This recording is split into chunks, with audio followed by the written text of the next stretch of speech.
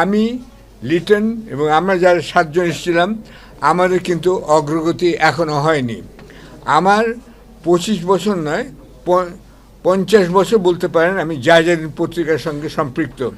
সেই পত্রিকাটি আমার হাতছাড়া হয়ে গিয়েছে। আমি কেন পাচ্ছি না? আমি তো পত্রিকা বিক্রি করিনি, একটা যন্ত্র বিক্রি করিনি, একটা জমিও বিক্রি করিনি, কিন্তু আমার হাতছাড়া হয়ে গেছে দুটি কারণে। কেননা আমি 111 সমর্থন করিনি। আরেকজন বলবো নিউ এজ পত্রিকার সম্পাদক নুরুল কবির, তিনিও সমর্থন করেনি। সেই জন্য আমরা দুজনেই কিন্তু ভিক্টিমাইজ হয়েছি। এবং তারপরে আওয়ামী লীগ সরকার, যেটা স্বৈরশাসক নামে পরিচিত হয়েছে এখন, সেই সরকারের আমলে আমাকে নির্বাসিত করা হয়। আচ্ছা, আমি আনন্দিত হচ্ছি আপনাদের সবাইকে দেখে, আবার ভয়ও পাচ্ছি এই ভদ্রলোকটিকে দেখে।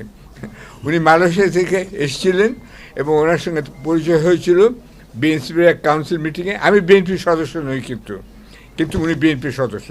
যাই হোক, সেখানে ওই আলোচনার 3 সপ্তাহ পরেই আমি গ্রেফতার হই, সম্পূর্ণ একটা মানে বানোয়াট একটা কাজে বা অভিযোগে।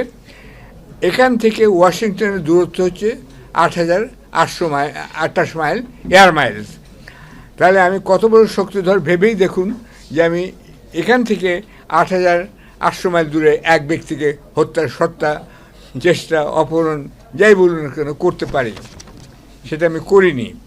তারপরেও আমাকে 8 বছর নির্বাসনে থাকতে হচ্ছে। আর সেই জন্যই আজকে যে আপনাদের সঙ্গে এসে কথা বলতে পারছি এবং হয়তোবা আমি কোনোভাবে জায়জাদিন আবার বের করতে পারবো আপনাদের সহযোগিতা থাকলে পরে, সেই জন্যই আমি তাদের প্রতি কৃতজ্ঞতা জানাই যারা প্রাণ দিয়েছেন, এবং আপনার চিরকাল মনে রাখতে হবে তাদের কথা।